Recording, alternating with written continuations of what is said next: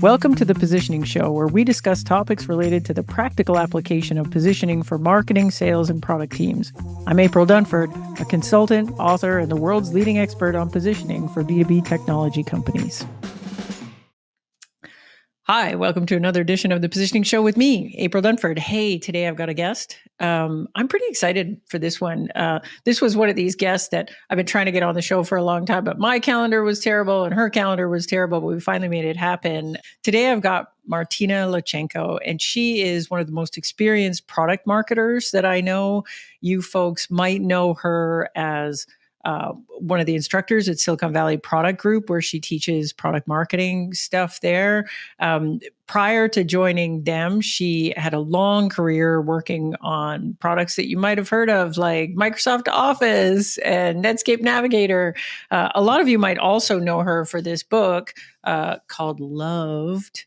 How to Rethink Marketing for Tech Products. This is a great resource book if you're new to product marketing and you're trying to figure out what's this all about? What are we supposed to be doing here? I really like her thinking on this, how she breaks product marketing down into a set of core competencies. And so I thought it would be really fun to have her on the show and we could talk a little bit about her 4 pillars or 4 core competencies of product marketing.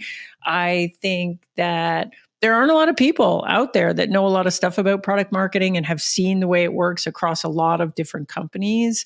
In addition to her work at Silicon Valley Product Group, Martina is also partner at Costa Noa Ventures, where she sits on boards and advises a lot of startups. So she's seen a lot, from very small companies to large world-class companies. And I think she comes with a lot of experience and a really neat lens on product marketing. I think you folks are really going to enjoy this conversation. I know I did. Let's get into it. Martina, is so great to have you on the podcast. Welcome. How are you doing? Oh, it's so great to be here, April. I've been a fangirl from afar. So to actually have the two of us together, I'm just loving it. Yeah, this is so great. And we had a hard time scheduling this too, because, I think I moved it, you moved it. You were busy people. But I'm happy we're finally getting this done. I read your book. I even have it for people with the video. You can see it's my prop here. I read your book. I actually marked it up. I have a habit of marking up books. I read it. I marked it up and I thought, oh, this is going to be such a good conversation. I wanted to talk a bit about one of the things I really liked about your book was the way you define product marketing at a high level. Like I thought it was a really interesting perspective on that. And in particular, you talk about 4 fundamentals of product marketing. And I really loved the way you broke it down. So the first one was connecting customer and market insights. The second one was around go-to-market strategy. And I've got a billion questions for you on that one. The third one is storytelling or shaping how the world thinks about your product. And that's where we get into positioning and some other stuff in there. And then the last one is evangelizing, or, making sure that everybody else is enabled to tell the story. And so I have a bunch of questions on each of those things that I thought would be fun, but I wanted to start with market insight. So, can you talk a bit about how product marketers should be gathering these insights? Because I get a lot of questions on this, like how should we do it? How often should we do it? Like the mechanics of it, and I'd love to hear your perspective. Yeah. So this is the ambassador fundamental. And I'd say the very best in class that I have seen, a VP of marketing basically made it a requirement for everyone on his team to talk to a minimum of 2 customers every single week. And it was up to them how they did it. Do they DM them? Do they reach out to them on LinkedIn? Do they basically go into the sales flow and reach out and contact people and do a formal interview? But it was just to make sure that everyone was constantly touching the market and why people were engaging with this company. So that was the best in class that I've seen. It was like, it's just a requirement. Everyone has to do it. Everyone has to do it. And because it was part of how everyone did their jobs every week, it was foundational. And people said like, oh, I don't really know how I might want to say this, so let me talk to a customer. So that was sort of best in class. That was ongoing all the time. I've also seen the episodic, we're going out in the field for 2 weeks. Everybody is deepening their customer knowledge on site. And the things that you learn by observing people doing their jobs in the context in which they're doing them, you just get all this inferred insight that is not obvious if you're only engaging in conversation. And this sounds a lot like what product managers do. And the best product marketers work a lot like product managers, but you're looking for market insight instead of product insight. So just writ large, I think just anything that a product manager might do, you should ask yourself, should I be doing this too? And I say the last one, which is very tech enabled, Gong has become a Yeah. fantastic, or anything like that, an Yeah. unbelievable proxy. So when I drop in and I do work with companies, I'll be like, share 10 Gong calls, because I can't have 10 customer conversations. And when Yeah. I'm outside the company, I listen to 10 Gong calls. And then I have a really good sense of how actual conversations with customers are going, where they lean in, what they say. You can hear in these calls where there's presumption and how the rep is starting to engage with the customer versus, oh yeah, they were Oh, yeah. really listening. So I think those are three Yeah. examples of how it can be done really easily. I can't believe like Gong, like I talk to people now and I'm like, there was a time when we didn't have this. And boy, is it hard. It's It was an hard. Like, incredible I tool. spent so much of my career basically just wandering down to sales and being like, I'm going to sit in on your calls. Or back when, when I was working with companies where, sales reps actually went on the road and we did face-to-face meetings, I'd be like the person in the corner, like, don't mind me. I'm just here taking notes. I was the same, April. I was totally the same. And you were begging the sales reps, can I please do a ride along? We shot. Yeah, the sales reps didn't want you to come. The sales reps are No. like, it's going to look weird. Nobody wants this other person, Yes, in there. totally. Yeah. So do the technology cheat. It's Yeah. extraordinary. Yeah. I love this idea of going out and watching customers as they use stuff and do stuff. Like I got to say I don't think I've done enough of that. How do you think like in all of these things, like even if you're interviewing customers or if you're in observing customers in their day-to-day, but I guess more on the interviewing side, like are there um best practices around that? Like I get a lot of questions around, but this is more specifically related to just the positioning piece. But I get a lot of questions around, well, if we're going to do customer interviews, how do we do it? Like what are the right questions? What are the weight? And then I get lots of people asking me like, would a positioning interview look the same as a jobs to be done interview? And what would be common and what would be different? So I'm interested in your perspective on that and what you've seen other companies do. Yeah, that's such a great question. I would say I find that where you are in stage influences the Mm. style in which it's conducted. So in that earlier stage company, it is massively overlapping with how product is learning and ingesting information. And so because you don't know your new software product that isn't established, and so you're really trying to find like what's my entree, and I have to find it not just in them trying to do their job, but in their how do I get their attention? Like where are they going? So even this, I don't know if it's called this anymore, but we used to call it anthropological, where you would just observe someone work for an hour, not on your stuff, just let me see you in your day. And part of that, and you can actually do that with the interview, which is like, hey, before I show you anything, walk me through the average day. And it starts to paint a picture of not them trying to accomplish. This is my only beef with jobs to be done is you're trying to understand within a particular frame. Like you are a data scientist, and I want to understand within this frame, but you kind of want to understand the bigger context of that person. You start your day, Mm. what happens? Like, oh, I have 2 meetings. And then I come back to my desk and I have half an hour in which I'm trying to accomplish a task. Jobs to be done is going to look at the job within that 30-minute. I'm trying to get that task done and not the 2 hours that preceded it, which means I'm hopping in and I need to jump in with very little additional context into software that I might only use once a week instead of every day. It's not email, it's not Slack, it's not where I'm spending all of my time. And that Yeah. changes the framing in which, gosh, I need to make it even easier. I can't, once someone's an expert in my software, then they know what to do. But when they're first starting to use it, they're doing it one way. So that's early stage. You have to figure all that out, and it's super Yeah. complicated. So that's why I like early stage is a little different. Later, when you're established, people know what you are, it is a different game. And so there you're trying to glean nuances in what's going to make them see us different, because your positioning is always like, we were this and now we're that. We have to evolve in your mind because there's something newer and better. So that you're upgrading people you have a much more expansive product suite that you're trying to get them to adopt. And so the context of their perception of you is changing. And so you have to examine it within that context, which is a little different than when you're trying to discover all that other stuff. I know that was a really long answer, but yeah. No, I know what you mean. What about win-loss analysis? What do you think about that? I get asked about win-loss analysis all the time. You know what? Like, I get asked about loss analysis all the time, and I'm always like, what about win analysis, man? Like, do we only care about the ones we don't get?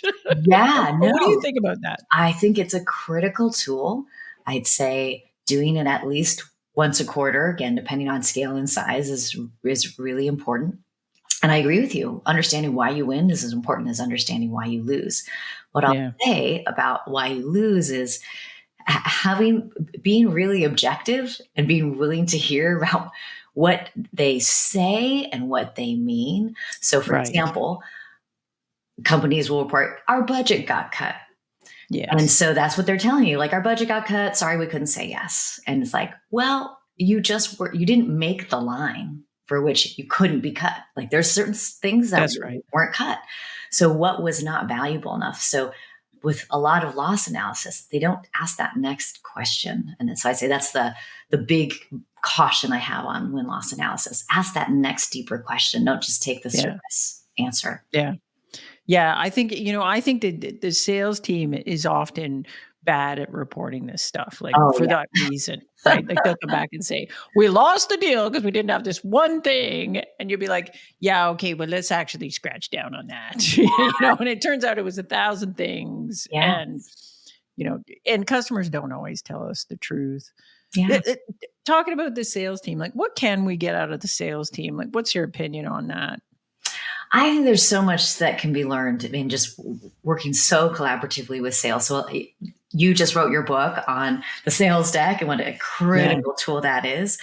And I agree with you that it really needs to be developed together with sales. And from a process perspective, that's one where I'm like, hey, don't be in your marketing ivory tower and say, and now we've done this beautiful thing. Here you go. It's sort of like, hey, this is our first pass. Have a couple of partners in sales that actually put it through its paces and then tell you, all right, this worked well, this didn't work as well, this was a little hard.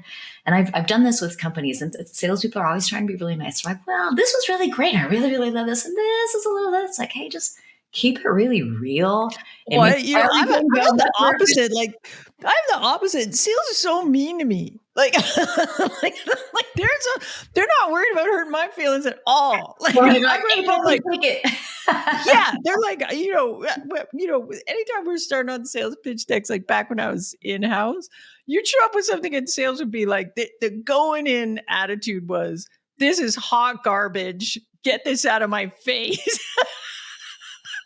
Well, then I consider that a privilege that they were being so honest. Oh my God. But one of the things I'm interested in, though, is like, because, and maybe this is top of mind because I had somebody asking me about this the other day, and I was like, oh, this is a good question. I'm not sure I know the answer. But the question is they said, we get, so the person I was talking to was trying to make the argument that the reason product people don't work more with sales is because sales is always coming to them with these requests that are bad.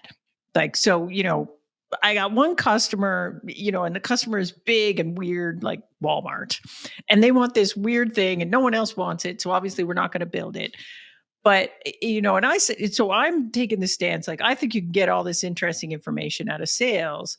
And the person I was talking to was saying, yeah, but how do you filter the good stuff from the not good stuff? Like, how do you filter what is generally true from what is just true for this one big account?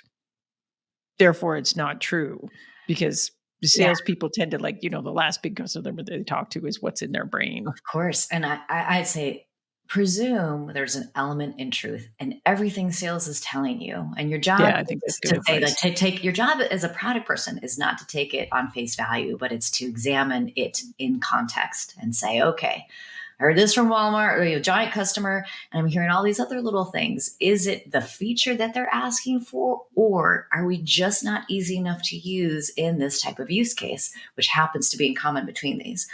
That's a good point. So much of what I think a lot of people look for the easy answer from customers or sales saying like, oh, what are we missing? You tell me, and then we're going to build it, as opposed to let's infer from all of this in inbound requests what a better solution to these problems might be. And that's the art of product management that I think often gets lost in the conversation. And that's why I say, like, I agree with that. ask everything, ask for tons of information from sales. It doesn't mean that that's what you have to build. Yeah, exactly. What about coming back to this idea of understanding the market? Like, how do we look for disruption or changes in the market? Like, what have you seen? Like, is there anything smart companies are doing to try to have an early warning system that things are changing and maybe we need to change what we're doing, like either from positioning or the story or any other sort of aspect? Like, you got any tips on that? Yeah, well, I mean, we're in the midst of a really like a tectonic shift right now with what's happening with Right. Gen AI, and this is one where I personally, I've seen the desktop, the internet, the mobile, social, all of these big shifts in technology, but this is the biggest that's happening the fastest that I have ever witnessed. And so I would just say how we are all doing our jobs is changing and will be different, and we know that is happening. We just don't know how fast. And that's monumental. Like the speed at which I'm having to learn everywhere. I'm like, man, I didn't even know that was possible. And now all of a sudden next week something Right. new. That is important, I think, for everyone in the go-to-market side to be parsing, because your customers are asking themselves that question too. What do I need to be doing differently? So this just instead of like, hey, let's paint everything with an AI paintbrush, it's how is everybody re-examining what they do and the assumptions they have, and how can you help make them smarter? How can you educate them in this? We're all figuring this out at the same time. There's no one that's expert because it's all new to all of us. So that's one of those tectonic disruptive things that everyone must be paying attention to, and they have to identify their role with it and the opportunity it presents. So that's a big one. But then for the little ones that you're talking about, which is, all right, Q4 closed and it wasn't that great. So what do we need to be doing differently? But those are the things that ideally you're seeing in advance. Our sales velocity is slowing. Our sales cycle is increasing. And we were Right. doing great. Those are the telltale signs. Maybe we are not positioning well enough relative to the competition, or how the market has shifted, or it's just not striking a chord. There's a company I work with in our portfolio called Bug Crowd. They've done the exact same study results 5 years in a row. And then the fifth year, they just packaged it differently and they made it more dynamic. They made it an easy. They did all these things that made it feel very different. Same kind of data. And it wasn't monumentally new, but they just packaged it differently. And the prior 4 years, they would get about 200 to 300 leads in a few weeks. They had 200 leads within the first 48 hours. So this quality of execution matters a lot. And the words you say and the context in which you put it matters a lot. The visual context, all the dressing around it. So I wouldn't underestimate those other things, in addition to, are we saying the right things? Right. Yeah, I agree. I want to shift a little bit to go-to-market strategy. Because I love that, as that was kind of your second pillar of product marketing stuff. Like, can you define go-to-market strategy? Just like give us your definition of it, because everybody's definition is different. Everybody's definition. So the one and I had to spend a lot of time on this in the book, because there are so many ways of talking about go-to-market strategy. And so marketing stuff, we're the worst when it comes to definitions. Like we just like invent a new definition for everything every 10 minutes. And then you ask someone in sales and they'll say the same thing, but they mean something different. So, so with product marketing, and I specified that the strategist is you're the product go-to-market strategist. And so this which is different than go-to-market strategy writ large, which is like, hey, how is the whole go-to-market machinery working together? Product go-to-market strategy is you've built product X, and the product marketer's job is to understand how that product X is penetrating the market, which is why that ambassador, the customer market insights, is thing one. Because if you don't have it, you can't figure the strategy out. But it's how does the product we've built intersect with this market? And what are the things that we say? What are the key activities that we need to do And then the marketing team, they take that foundation and they amplify it and they promote it. But they need a foundation on which to build and amplify. And without that work of like, hey, here's roughly how we think we need a channel partner to do this particular work, or here's where we really need to lean into analysts to tell the story for us. It can't just be us. So that's the product go-to-market strategy aspect that's distinct from the go-to-market strategy writ large, which is the marketing and sales machinery together. Interesting. And where does lead generation fit in that? Because when I was reading your book, I got to the go-to-market strategy part, and I was like, yeah. And then at one point, I was thinking, wait a second, like, have I ever worked in a company that actually did this? I was trying to think of, did I have? And so there were absolutely places where product marketing was defining some of the things you talk about there. Like, we're going to have to do this part with a channel partner and not with another. We definitely did a lot of stuff in analyst relations. Like, we're going to need an analyst to believe this stuff because otherwise we're not credible in the market without that. And we know our customers use analysts, so we got to do that. But when it came to things like lead generation, I don't know if I worked in a company where that piece of the go-to-market strategy was getting driven by product marketing. And so I'm curious, like, in the bigger companies I worked at, we didn't have product marketing function. Yeah. For the most part. Like, the product marketing was getting done by the bigger companies, you didn't have it, but the smaller ones you did. Yeah. Oh, interesting. Yeah. Very, very interesting. Yeah.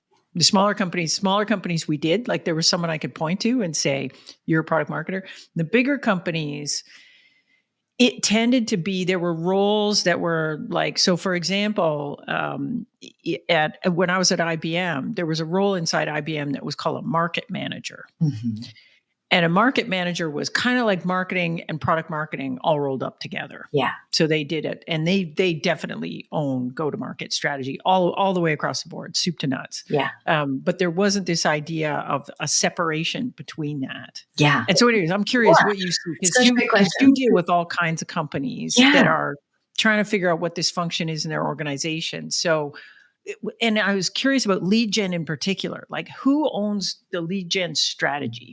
Like, is it marketing? And how does product marketing fit in there? And like, how do the two work together? Yeah. So lots of questions in there. So thing one, product marketing, different in different companies. The function can be called different things in different companies and different people.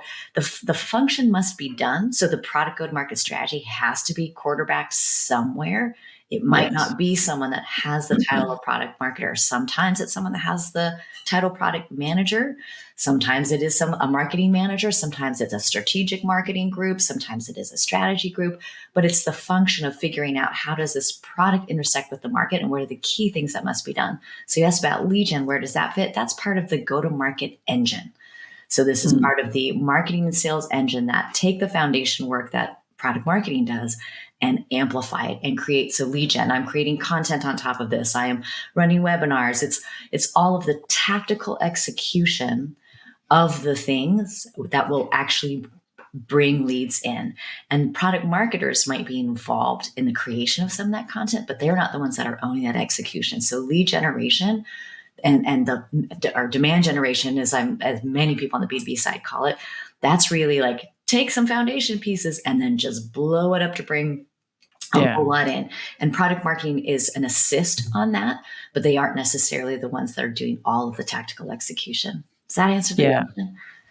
Like, I found that product marketing got involved a lot in, like, again, when we were talking about the strategy of it, not just the execution, the strategy of it, like, were we going to do webinars at all? Yeah. Like, and should we be doing events? Like, are events the right thing for our people? Yes. Right. Like, do our people go to events? And so, definitely the product marketing function, I thought, had a lot of good impact, input into that to say, well, this is what the champion our kind of a deal looks like. This is where they hang out. This is what they do. Therefore, I wouldn't worry too much about this, but this kind of a tactic might work better. Exactly. As opposed to, I think that the marketers tend to get a bit distracted into flavor of the month, right? Everyone's doing this everyone's blogging, so we should be blogging. Or everyone's doing podcasts. Right now it's podcasts. Everyone's doing podcasts, and we should do podcasts. Whereas I feel like the product marketer is maybe sitting there going, well, I don't know. Like, our people, do they, the product marketer, I feel like should have the answer. Like, do these people Well, listen that's to why podcasts or not?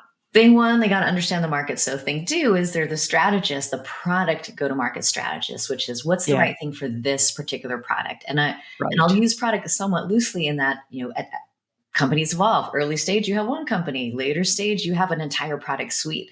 So you're orienting the product marketer differently. How you might orient them against the market and say, you are now the enterprise product marketer. So you pull from our product suite and help us figure out how to penetrate this market with the suite of products that we have. But it is very much exactly what you said, which is events. Like I remember when I was at Microsoft, it made a strategic decision to not do major events. And it was huge. I was like, what? And they're like, look, we looked at we did the analysis. We spend gajillions of dollars because Microsoft would always have a huge presence. And they're like, everyone knows us. We don't learn as much. And like, it was kind of like, I think there are better ways to do what we're getting out of these events. And it seemed so crazy to pull out. I mean, they're backing them, obviously. But that was a really smart decision from a business perspective. And that's I was at IBM when we made the same decision. So when IBM, and I forget what before it was the Consumer Electronics Show, there used to be that big show in Vegas. I forget. Comdex. Yes. Oh my God. Exactly. I actually have trauma from working the booth at Comdex, and I obliterated it from my memory. Yes. No, but that was the one. There was like the first year, and I think you're right. I think it was IBM, Microsoft, and somebody else. Yes. One year just said no more Comdex. And it obliterated the whole show. Within 2 years, it was gone, and it became this Consumer Electronics Show. But I think it was all the companies that were doing B2B stuff kind of collectively looked at the results of this stuff and said, you know what, this isn't working for us, and we're just not going to do it anymore. And we're going to take that budget and spend it elsewhere. Ooh. At the time, you're right. It was like, it felt like this big thing, like, what? Right? Exactly. You're like, well, no, Comdex, because it was the centerpiece. Like you started planning Comdex a year in advance. Right. And all of a sudden, it's not. Gosh. And it was literally the right decision. Like the last time I went and I worked on the show floor, I was like, the whole time I was there, I was like, why do we do this? Why? Why do we do this? Nobody that we care about is here. Totally. It just became this big boondoggle for everybody. It's like, okay, that's not helpful for the company. And interestingly, it was different in different markets because the equivalent big show was CeBIT in Germany. Yes, that's right. For the European market. Right. And that one was good. Yes. That's totally different type of person. Lots of decision makers, lots of very, very senior people attended that show. And so we decided CeBIT was good, but Comdex was out. That's right. I think all the majors at that time made the same decisions. We're all like, no, not doing that one anymore. Yeah. But I also have trauma about CeBIT. Like that thing was too big, went on for too many days. Yeah. Good meetings though. I want to switch gears a little bit and make sure that we get some time to talk about this storytelling piece because this is a positioning show, so we should talk about positioning. So one of the things I loved about your book was, I got to the part where you were talking about the positioning statement, and you were like, positioning statement is bad. And I'm like, yeah, preach. Exactly. Hate it. I think anybody that's deep on this stuff would say that. I mean, I think it was the stopgap thing that people used when there was maybe nothing else to use. But so how do you like to think about positioning? Like, obviously, like positioning statement, I think, in some cases, maybe you could use it to write down positioning. I don't even think it's a good way to write down positioning personally, but like, if we're not using a positioning statement, what do we use? Like, what do you see in the companies you work with? Like, what are best practices? Like, how are people getting positioning done? I'm so curious about this. Like, I know how people are doing it that work with me, but they're coming to me to use my stuff. So I'm curious, like, what else is like, what else are people doing out there? Yeah. Well, the positioning statement, I think you say this in your book, which is positioning statement. Don't ever write a positioning statement. And I think it becomes this crutch of, we found the perfect way to articulate everything that we do. And then we say it again and again, everywhere, in everything the same way. And I think that's the crutch that everyone got. Like, isn't that what we're supposed to do? And positioning itself is what's the position that your product holds. And you want it to be this container that is the foundation that you build all these messaging spokes off of that are Right. specific. So what is with the articulation of this in the sales deck in your next book, because that's Yeah. such an important thing, and it's different than an investor deck. You cannot say, even though it's the same product and you're the same positioning, needs to be messaged specific to its audience and its context. What you'll say in a text message and an email and a website are going to be different because you have a context that is really different.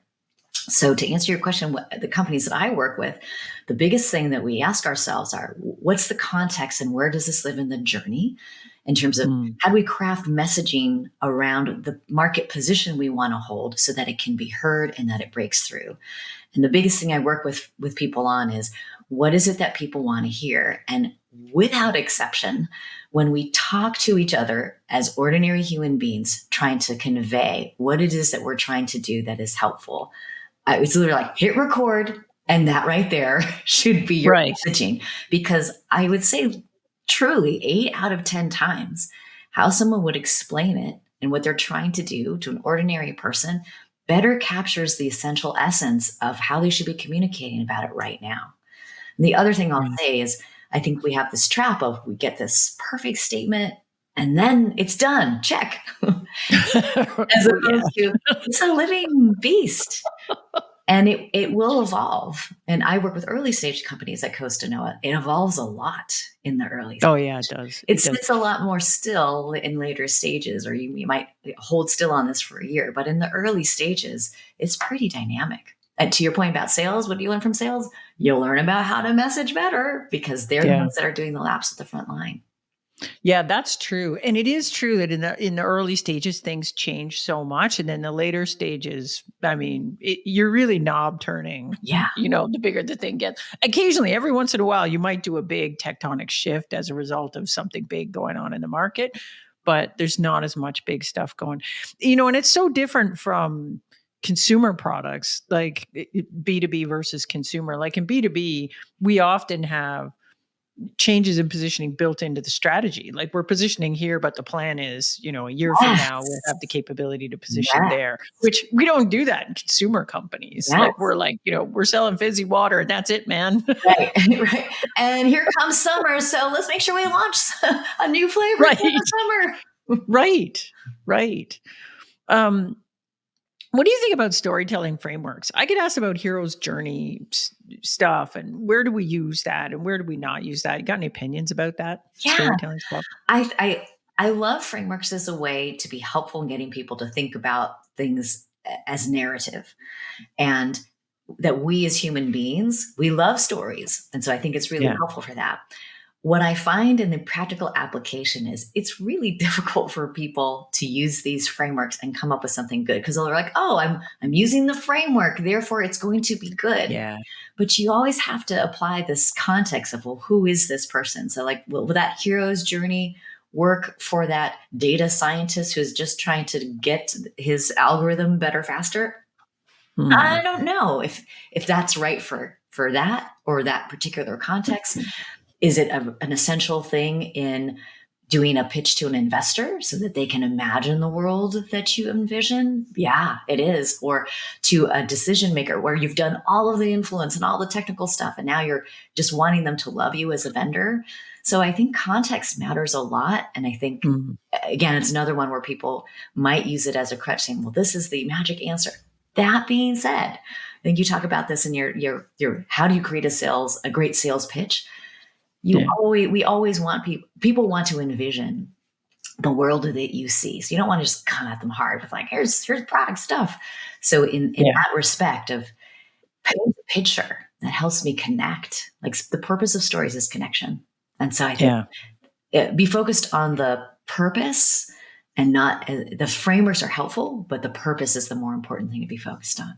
Yeah, I think that's true. And I think some of this stuff is it's a good starting point and we can use it in some ways. But yeah, I think you're right. People get kind of like, slavishly attached to it. It has to be exactly like this. And it's like, no, we don't get a cookie. This is the hero's journey. I'm following the hero's journey. You mentioned investor positioning a couple of times, and I'm curious, like in the companies you work with, does product marketing get involved in helping the company position for investors typically? I would say not typically. Yeah. But where it becomes important is if product marketing has identified for us to get to, you talked about B2B strategy, which is like, Yeah. hey, next year for us to be there, we actually have to shift our positioning. Yeah. That can be important in an investor hearing that you understand that the market is shifting, that you are shifting along with it. So it's not that the Yeah. product marketer is involved with the investor pitch, but the product marketing team has identified we need to occupy this position 18 months from now. And it's a build for us to get there. And we're going to have these gates that we are going to try and move toward. And that's going to be a key, that's going to be part of a slide or might be part of the story.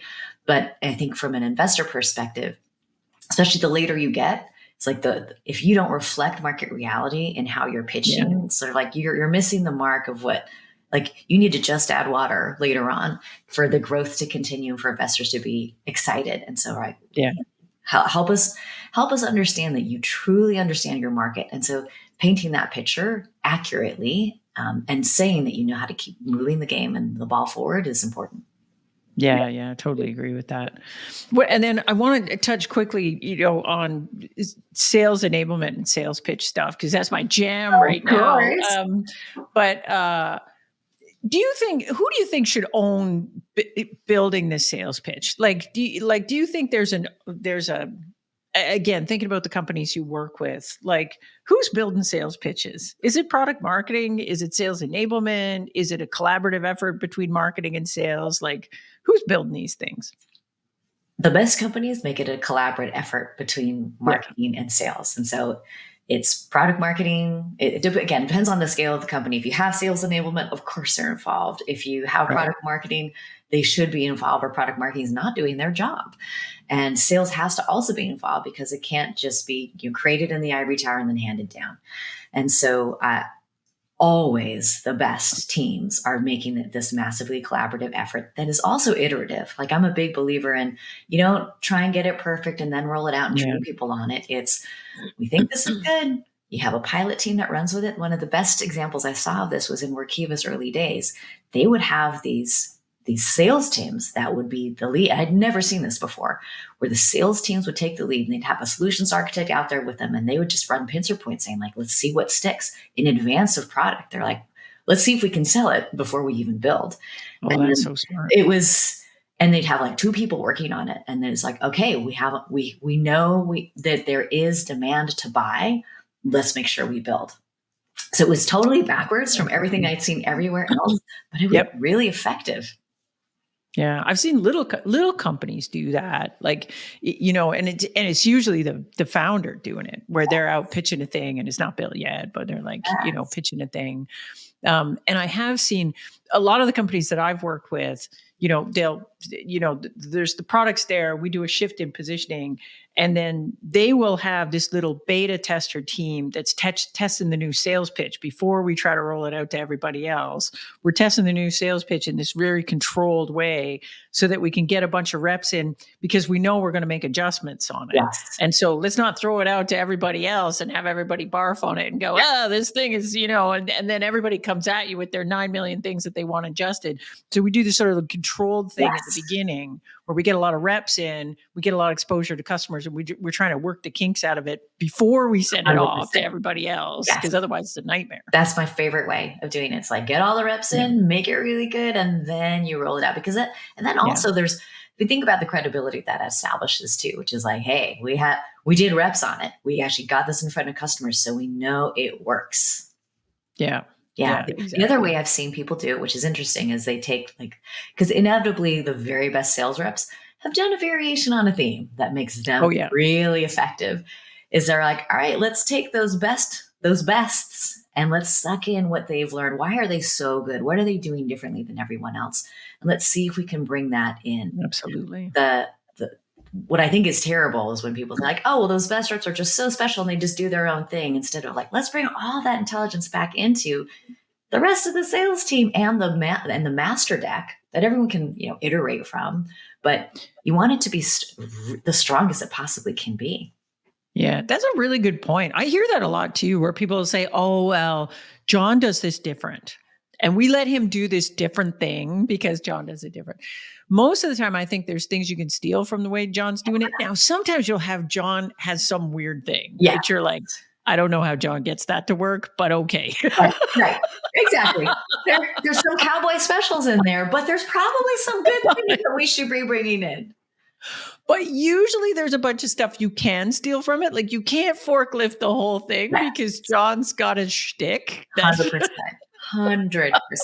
Yes. Yeah, I just did a workshop recently where, the equivalent of John was in the room and John was like, here's how I do it. And we were all like, okay. And you're like, the bits I think that works for you, but for the mere mortals in the room, that actually happened to me once. So when I first joined Microsoft, they did this training for a bunch of us who were new. It was the first time they'd ever done product manager training. They were training us on more to the product marketing stuff. And this guy came in that does demos. And he was electric, and he was literally throwing candy at us at various points. And he was a theater major. And I looked at that and I was like, I will never be able to do that. And so I just put in my hand. I was like, if we aren't you, like, how do we demo well if that's the bar? I mean, it was kind of crazy. And he's like, oh, well, here's how you make it your own thing. So I do think I love the mental image of the guy showing up and tossing candy. No, I mean, it really was. I was just like, this is no. It was a production. I was like, oh my God. But I did learn some really valuable lessons. Like how do you make it a show where you make it really engaging, where you're going from thing to thing really quickly, where there's a narrative spine in a demo. But it's the hero's journey as I'm using a product as opposed to just as I'm messaging or positioning. So demos is another place where you can apply that. And I was like, oh, okay. So I can do it in my style with some energy in the flow through the product. Right. A couple of questions just because we're getting to the end of time here. Do you think product marketing as a function is misunderstood? And I'll caveat this with, I was very surprised. I started out in product marketing, and then I became more sort of marketing VP. But I always kind of considered myself product marketer. But the product managers, I felt like whenever I went and spoke at a product management conference, or I was surrounded by product managers, the product managers seemed to have this existential thing, like, who are we? They were always asking me like, what how do you define it, and what's in and what's out of product management? And I've been listening a lot to, like, Marty's got his new book out, Marty Kagan. And so I've been listening to him on podcasts, and he's great. And and his whole thing is like, you're a product manager, not a project manager. And so if you define it this way, that's bad. And I kept thinking to myself, like, do we have the same like existential sort of thing where people like, do you think product marketing is as misunderstood as product management? I would actually, I would say product marketing is more misunderstood than product management. Because at least there's consensus that a product manager builds the product. Product marketing is done differently in every single company. The edges, what defines the edges of where product management and marketing begins and ends there's not an absolute definition. And it is contextual, and it shifts over time. And like when you're an early stage company and what the focus of a product marketer would be versus a later stage company. So that's what makes it so challenging uniquely, and why it's massively misunderstood. And because it's done differently everywhere, it's very rare that someone has experienced like that top 5 or 10% of how product marketing can be at its best. So their mental model of it is, oh, are you the person that writes like both sides, product and marketing?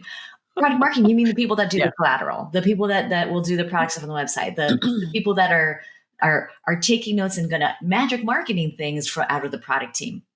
And so it's very misunderstood. And so that's actually why I wrote Loved.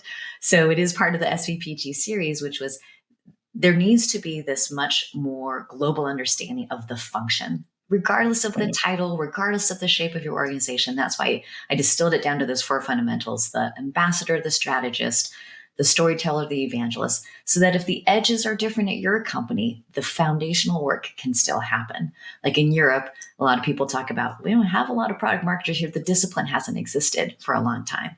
So how does it begin? I'm like, well, it's probably going to begin in product more than it is in marketing, because Marketing is an animal that it's the amplification, it's the promotion, it's all the tactical activities. So that more strategic view that connects it to the product and make sure, like, Yeah. are we leveraging the differentiated asset that we have? Are we understanding who the real user of this is? And is sales actually able to sell to the person we've envisioned? And do we actually have product market fit?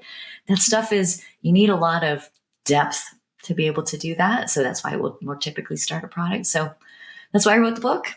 I But yeah, like it's that. misunderstood. That's a really good explanation. Do you think that product marketing should report into product in general Great versus question. And I marketing? would I'm say sure you get asked that all the I get time asked because all the people ask time. me all the time, where should it report? I'm like, I Yeah. don't know, man. I would say most places it is a marketing function that reports into marketing. Yeah. And the only times I think it makes sense to move it into product is if you're trying to solve a business problem that way. Oh my gosh, the product marketing team is way too Right. far removed from what's happening in product. So we need to get them closer so they have more of that product intelligence that they can bring into the marketing team. But I'd say the single most important thing is who the leader is on either side.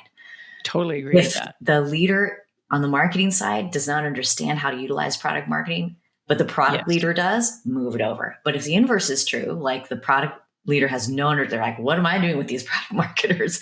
Leave Right. it in marketing because at least it's where it's more expected to be. And sales is looking for it there. They're not looking for it as much in product. So that evangelist partnership, they'll at least look there. So Yeah. very much who your leadership team, I think, very much shapes where it lives. Yeah. I agree with that too. Anyways, that's it for us. Is there anything like if people want to connect with you or find out more about you and your work, what's the best way for people to I'm on find you? LinkedIn. That's pretty much that's my social platform of choice. I mean, I know, me too. I Me was too. formerly on Twitter, but I'm like, Me when too. I just X'd it for myself. So, like X, perfect metaphor. So yeah, LinkedIn is kind of my one place where I'll try and post things that I find interesting, and especially that's why I'm such a fan of yours. Is I think having more women examples succeeding in the work that they do is really important for people to see. So I do a lot of that and talk about that a lot on LinkedIn as well. Okay, cool. Well, it's been so great to have you on the show. Thanks so much for taking the time. I really appreciate it. Oh, April, it's just been an absolute delight to talk to someone about all of this, the nitty gritty. That's awesome. All right. Well, thanks again, and we'll see you later. All right. Thanks, April.